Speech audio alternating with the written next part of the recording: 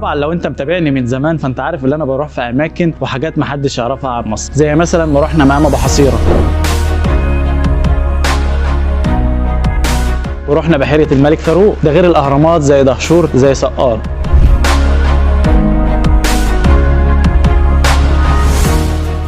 ده غير طبعا اقدم فنار في العالم اللي هو موجود هنا في مصر.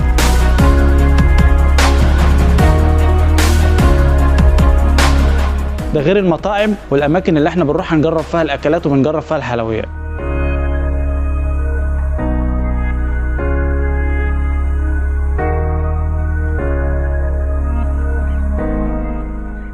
وطبعا انا زي اي بني ادم في حاجات كتير ما اعرفهاش عن مصر، فلو انت بتتفرج على الفيديو ده وانت موجود في منطقه او عندك حاجه مميزه محدش يعرفها عن مصر، كل اللي عليك انك تخش تكلمني، تتواصل معايا وانا هاجي لحد عندك ونعمله فيديو سوا للمكان بتاعك.